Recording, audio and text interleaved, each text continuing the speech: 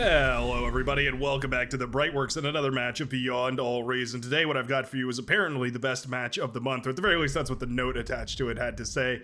We'll be fighting out for ourselves right here shortly. Today we're going to be playing on the good old-fashioned Supreme Isthmus. Hard to get away from this map. It's pretty much, I want to say almost 50% of the lobbies end up playing on this map, so certainly if you play bar you're going to be familiar with this one. Obviously, this is the newest version, which is slightly different than the Supreme Straits that we had way back in the day. Definitely an interesting history lesson there. Somebody should definitely make a video about that.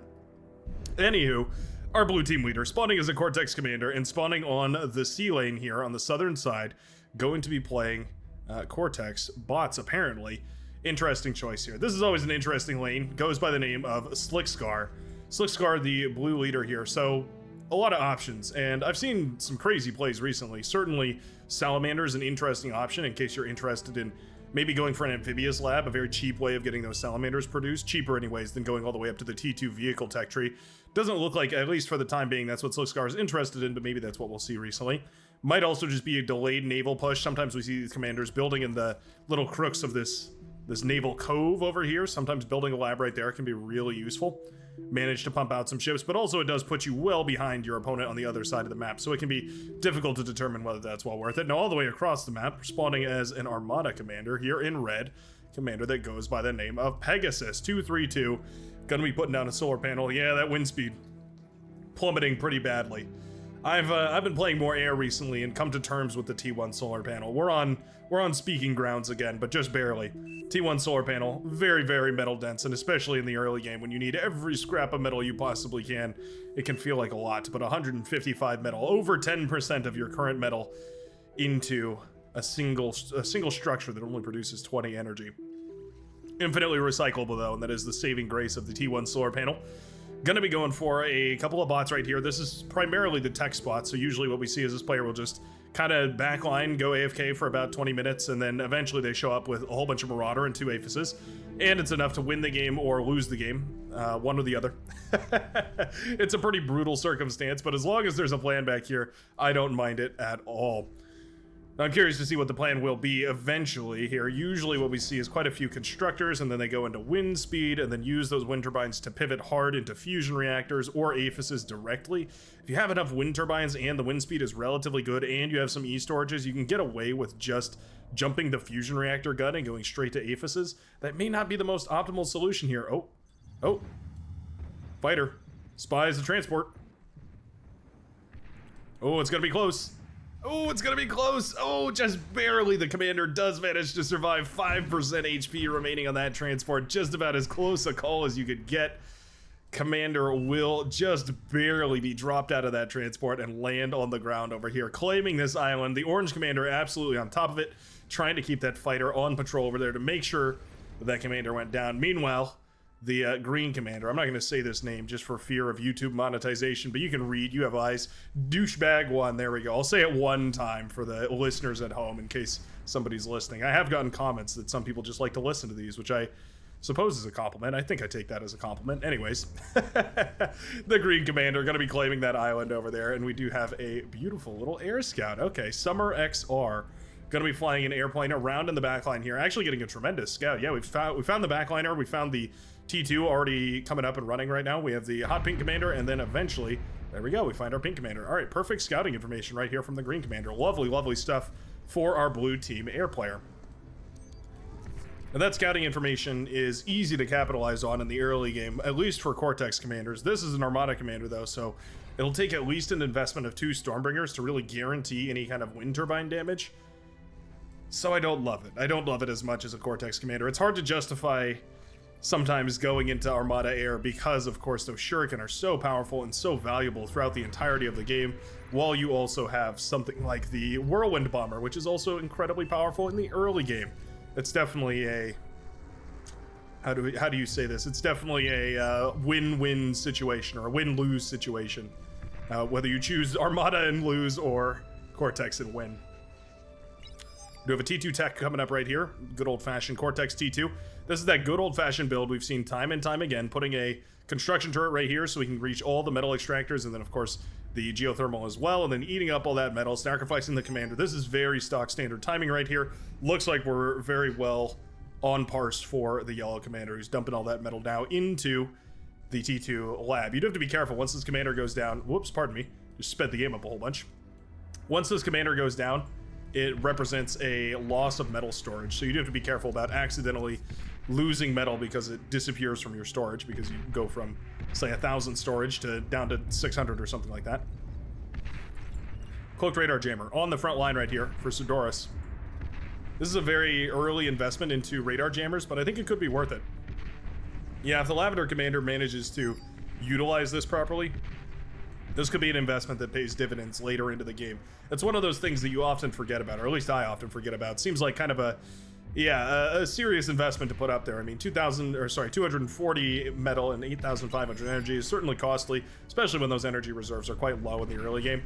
But once that radar jammer is up, and especially the Sneaky Pete's, which do have that cloaking ability, and obviously they jam their own radar signature, yeah, it can mean that you actually get some serious value over the length of a game. Rocketeers aggravators trying to blast apart some of these turrets here. Well, it's actually just a single one working on the front lines here, wondering why his comrades aren't helping out. They're just hanging out. They're emotional support aggravators. Oh, cheeky. Okay. Well, this is quite nice. A little bit of a amphibious tank run by over on this side. Ooh, the yellow player taps out immediately. GG is called. Not willing to put up with these shenanigans. We're not going to play a long, drawn-out middle of the map battle. Not worth playing at all. Apparently, cries out the yellow commander here. Resbots come to try and steal the lab. Ooh, they will get the lab. Okay, that's a nice little play right there. At the very least, recouping a whole bunch of that metal from this here. But these pincers have done immeasurable damage, shutting down 8 metal per second right here from the red team, as well as that very, very useful geothermal. I might even go so far as to say necessary geothermal. Keeping that thing online, definitely critical. Bot lab is here. You know what's pretty good at killing pincer tanks is units. Maroon Commander appears to disagree here. 420 Apocalypse, primarily invested in wind turbines to kill the pincers here instead of units. Probably more importantly, busy microing the Navy here. All 3 Dolphins. Not sure entirely what the plan is here, but there we go. The constructor dies, and so too does any hope of the Maroon Commander rebuilding on land, at least without help from his teammates, and all of this is handed over to the Red Commander. What a sneaky beaky little play here. So this is a great move from the Seafoam Green Commander, spawning in a position that usually has to kind of choose how to help the front line. Oftentimes what that means is just something like this is much more standard, just missile trucks and shell shockers, all that sort of thing that just kind of stack up on the front line, putting metal into the front line. This is a way better investment, and especially if you know that your opponent is going to have that T2 up and running around the 6-minute mark, then this is a killer timing attack right here from the blue team. I love it. We have frigates patrolling the high seas over here. No radar coverage. Oh no, that's a critical error right now for 420 Apocalypse, our Maroon Commander, who just now realizes that there are frigates in his backline. Sweet Liberty, the frigates are destroying it all. Tidal generators are started up and they'll fall just about as quickly as they started. Construction boats in the back as well here. We do have a bunch of Dolphins, and for some reason we're just not using them. There we go, we're finally pulling the Dolphins. But it feels like it's so late. Eventually, frigate's gonna fall right here to these Dolphins, but so much damage. I mean, losing those constructors really does hurt. That's all of the energy down right now for the Maroon Commander. Going to have to rebuild in some such a way. I wouldn't mind seeing some titles come up from the commander there. Either way, the red team just on the back foot. The blue team being aggressive on all fronts here with those amphibious taking down a whole bunch of the metal extractors here. Nice, we've shared a constructor over here, so that hopefully the Maroon Commander can rebuild on land. That's nicely done. But it feels like the red team has just been on the back foot this entire game, choosing to defend instead of aggress. And oftentimes, the reason why aggression is so wonderful in this game is because you get to eat up the corpses of your enemy.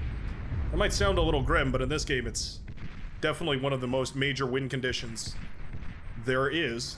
Eating up all these wreckages, these juicy wreckages right here in the middle of the map, certainly be to the benefit of any commander who could get their grubby mitts on them.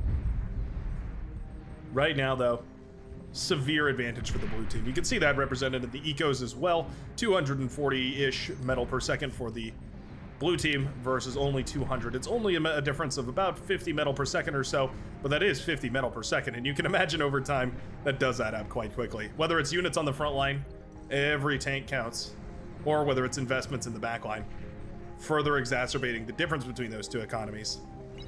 it starts to add up very, very quickly. So we need to see some decisive action from the red team, put into a position where at this point they cannot choose to just sit back and eco up and greed. Well, that's with the caveat. There's a big asterisk on that I'll explain, but otherwise they're just going to be overrun by default production. The caveat to that is, of course, if you greed hard enough, there is a chance that you can get your snowball on track to the point that you can get your economy to collapse on top of the enemy team. That is very difficult to do. That's one of the things that pros can do oftentimes. This lobby, however, our highest player represented at 26 true skill. I'd be impressed if they managed to out-eco somebody on the other team. Seems easy, right? You're just building eco buildings in the backline, but it does definitely take quite a bit of foreplanning and quite a bit of precision. Understanding the economics. Nice reclaim right there. Reclaiming the lab and saving a whole bunch of that metal right here. Going to, rebuilding in the backlines, trying to clean up this mess that has occurred because of those pincer tanks. My goodness, the value on those pincer tanks. I didn't see exactly how many of them there were, but it had to have been about, 6 or so. Not a tremendous investment, but extremely, extremely valuable. We're sending the boys.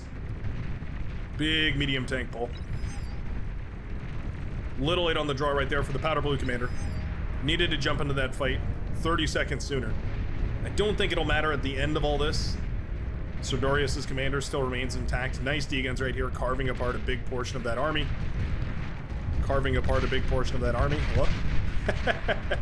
Okay, well, if we're just gonna sit here and tank the take fire, I suppose I don't like it as much, but either way, eventually those metal beasts will go down. This is the opportunity for a counterattack. That was a ton of metal dumped on the front lines right here. If we go for a counterattack, we win. We win the game.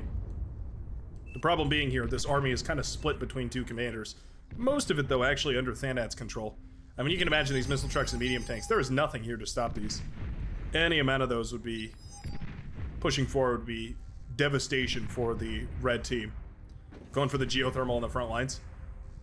But that's not a bad move in and of itself, but we're also going for a jammer and also a gauntlet. So the geothermal is extremely energy dense. The gauntlet is extremely metal dense. This is a very, very taxing construction process we're undergoing right now. Commander will finish up the radar jammer right there, and it looks like the geothermal will finish eventually, but we certainly have high hopes. Now, Vladimir has decided to go into T2 bots and is going to be building up a couple, well, mostly just economy. We've got a couple amphibious units, the platypods, stacking up over there, but not really going to be able to achieve all too much on their own. The platypus, not necessarily the most menacing of units, but for the time being, the blue team with control of both of the high seas here, definitely going to be a commanding presence, especially considering all those metal extractors, which we are quick to claim right here for Slickscar, our blue team leader. Green Commander has already locked all those down, so maybe a moment of recognition for that as well. Bomber's headed in right here. Okay, we got some whirlwinds trying to come across the map. They're going to target down the geothermal. I don't mind that, except that there's 100 missile trucks. Oh no. Flying right over the missile trucks in the middle of the map, and every single bomber will fly out of the sky, dropping to the ground. Not the kind of bombing that they were hoping for. Benji in a lot of trouble here too. And down goes another commander for the red team. What a slaughter as the red team is picked apart piece by piece. Losing a player means so much more than just losing their base. It means losing all that APM that could be controlling units and contributing to the economy, all that sort of stuff. It means that it's sad to see yellow go here. Medium tanks trying not to blow themselves up with the energy converters, failing and not blowing themselves up. Always the trick of doing an assault, not blowing yourself up on the extremely, extremely explosive economies of your enemies there. Slickscar with his island control is really quite nice. We've got the T2 up and running as well here. You can see we're upgrading everything. Very, very stock standard right here for the blue commander. Just pumping out more and more boats right here. Actually, a little bit of a heavier investment into the boats than I think I would like. We pretty much have won the naval field. At this point, you got to either transition to a T2 naval lab or transition to some sort of other play. Wouldn't mind seeing seaplanes. Seaplanes at this point in the game can be really, really impactful. Especially those gunships can snipe commanders relatively easily. So we do have a... Whoa. All right. As we phase through the mountainside here, we can see a Tsar has finally made it to the front line. This could turn the tides. Definitely. The Tsar is one of those units that has huge potential if it's microed correctly and controlled properly. I guess that means the same thing, but there you go. That's the connections we're looking for. Into those missile trucks, which are extremely soft. I'm going to aim for the commander here, too.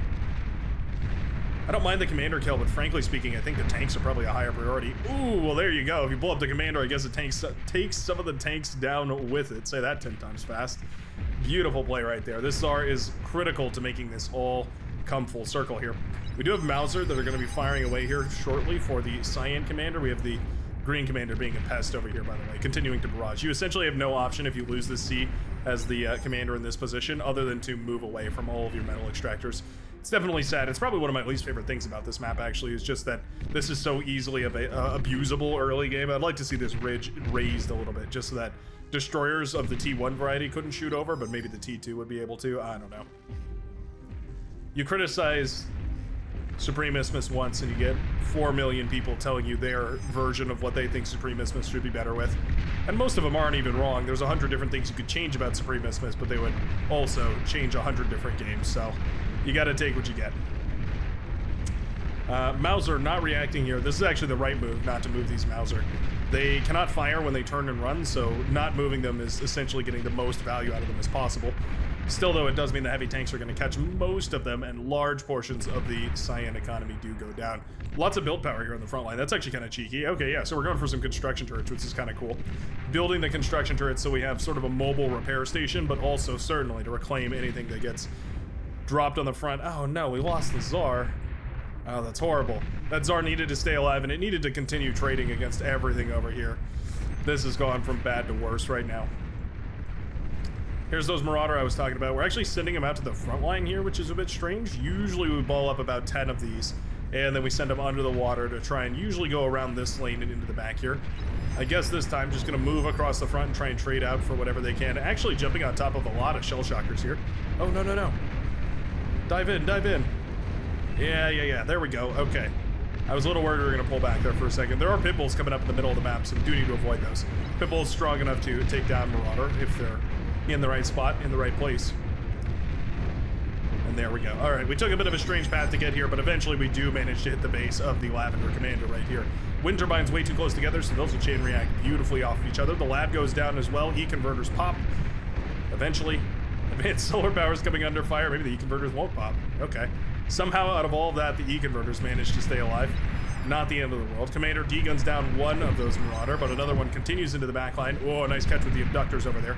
Managing to paralyze one of the Marauder, allowing the bull to start blasting away at it, and the abductor over here will paralyze this one as well. Very nicely done by our air player Summers here for the blue team, managing to deflect a tremendous amount of damage very, very harmlessly. That's the power of the abductor. It's definitely one of those units that gets overlooked a lot. Oh, just barely managed to save the E-converter too. 2% HP remaining on that E-converter. Could have been a disaster, but fortunately we will keep alive. Okay, so we've gone for the Salamanders in a roundabout kind of way, as the blue commander does build a little facility over here to spam out some of those heat ray laser tanks.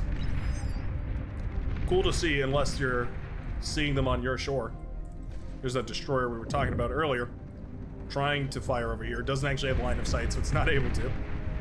Love the abductor play here. So one of the cheesy things you can do with abductors as well is abduct things. That might seem strange, but it really does work. You can paralyze things and then pick up enemy units. And what that does is it means that all of that metal in that unit, the 665, say for instance we're picking up the Tiger tanks, the 665 metal of that Tiger tank is gone immediately as soon as that transport is shot down inevitably by the fighter wall. So what you can do is go paralyze the entire front line of your enemy, pick up all their tanks, and then their fighters will shoot down all those tanks, essentially killing their army for a seriously low investment. Abductors here are only 320 metal, so if you catch some Tiger tanks or anything else, you're gonna be in a pretty good spot. The Salamander uprising has begun. They're gonna catch this undefended geothermal here. We're actually gonna self-D it. Don't mind that, I suppose. There we go, nice little explosion, scuffing up the armor of those T2 Salamander bad boys. Salamanders are one of those really tricky ones to stop. Marauder probably the best bet that there is for stopping these Salamander, the right application of force that is. Because the Salamanders are relatively quick, you need something even quicker but also with enough DPS to actually kill them. I think the Marauder is here to heed the call. Tiger tanks work relatively well as well. Just a bit of a pricier solution for a little bit less effect. Oh, need to prioritize. Okay, there we go. There we go. All right, build power does go down. Beautifully done. I was worried we weren't going to take the build power down, but eventually, with some proper targeting, we will manage to. Commander on the front line here. Oh, gets some nice D-guns off and shuts down the entire push of heavy tanks over on the right-hand side there. Bombers coming up right now in the back line for Summers. We have fusion reactors up and online. This is the very, very default build that we see oftentimes for Armada commanders. It's 2 fusion reactors. Ah, we're going to go for 3. Okay. 2 fusion reactors and a couple of energy converters is basically enough to get Marauders pumped out. Anything more than that, though, you're going to need more fusion reactors, more aphises. Got a scout plane somehow dodging the bullets from these fighter jets eventually shot down there. Those high winds slacking on the job right now.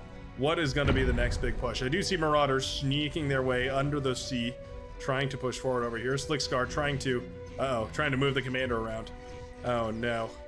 Red team, apparently without radar. Yeah, we don't have radar all the way up until the hills over here, which means this commander is cloaked and undetectable.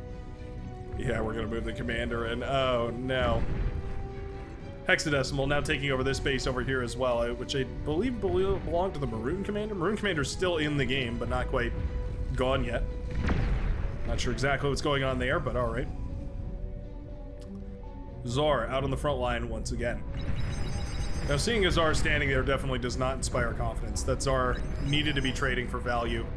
At this point, that's just a casual 1,650 metal sitting in ruin, essentially, on the front lines. I suppose it's decent defense, but definitely would rather have that trading out against those soft T1 units rather than anything else. Now, this might be what we were waiting for, some spam in the backline here to make this viable.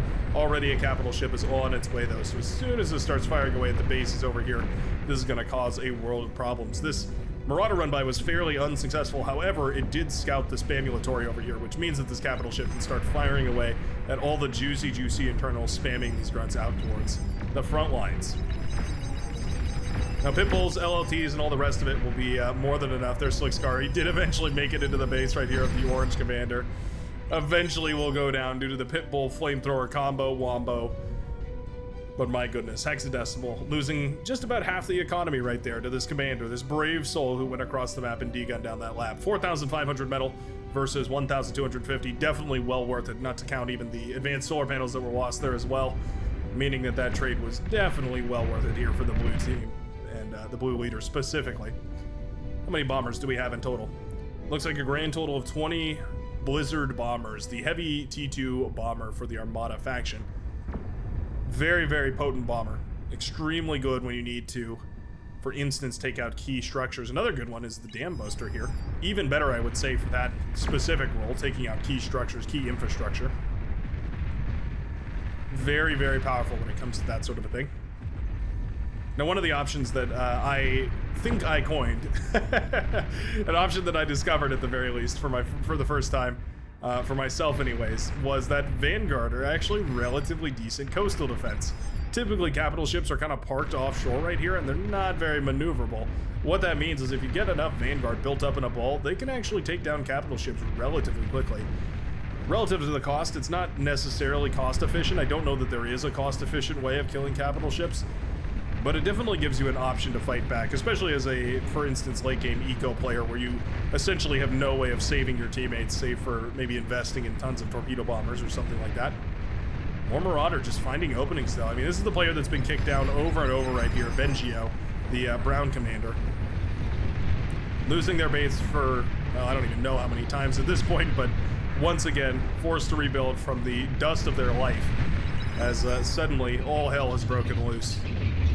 Fighters colliding in a big air explosion, bombers taking out the fusion reactors, Hexadecimal losing so much, and the bombers come in to seal the deal, targeting down the advanced fusion reactors right here for Pegasus 232, and boom goes the base of the red commander. Beautiful little air pull right there from the green commander, utilizing necessary force, necessary resources, and the right amount of force in the right spot, and definitely winning this game for the blue team. Beautifully, beautifully done. The Dam Busters coming in here as well, just kind of cursory bombing. These are more spirit breakers than anything else. These really did the damage, but the spirit is now broken here for the red team. We'll go ahead and speed this up because I think we all know where this is going.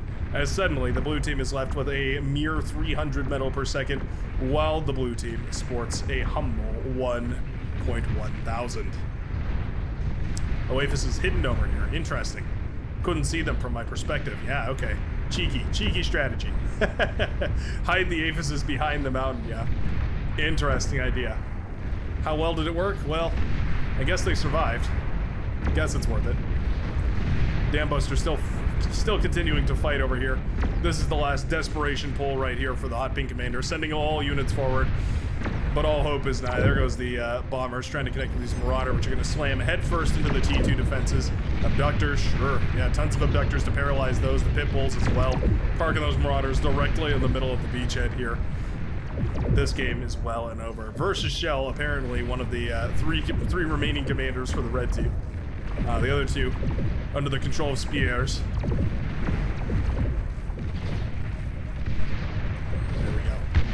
Dambuster's finally targeting down the aphises over here of the tank commander. Gunship's gonna jump on top of these commanders on the front. And we finally have one more commander here versus Shell. Never sure what to do with these games when they're definitively won, but no team decides to resign. Sometimes it's just nice to take in the spectacle of the destruction. Versus Shell. Delaying the inevitable here. Holding on desperately in the backline.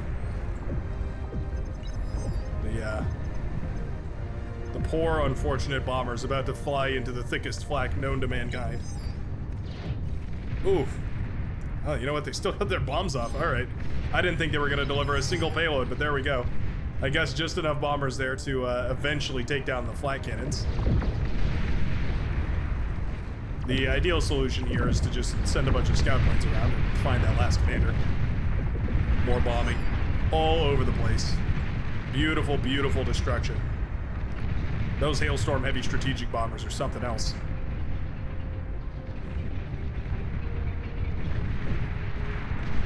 Gunships in all corner. At this point, versus Shell, definitely stalling the game out. Usually best practice to just be a good sport and resign from the game at this point, or sacrifice the commander, self-destruct the commander. Versus Shell apparently not interested in any of that good sportsmanship here today. Instead, going to delay the inevitable right now for the red team. The last units falling. Yeah, there we go. The last red units are a couple of T1 walls over here on this side. Bunch of T2 walls, pardon me, as well as the commander. That's a little bit of BM at this point. All foot in games, surviving to the very end. But at this point, it's time to resign. VS Shell does self-D, and at this point, the blue team does eventually take victory in this game of Beyond All Reason. I think they had it from the very outset with a more aggressive mindset and trading units left, right, and center, getting more value for all their units that they had, and making sure to take every trade that they possibly could. Definitely showing us a competitive leading edge right here for the blue team all around. Definitely loved it. Let me know down below. Do you think this is game of the month or not? I'm always happy to hear from you guys down there, and I will see you in the very next game of Beyond All Reason. Peace out, everybody.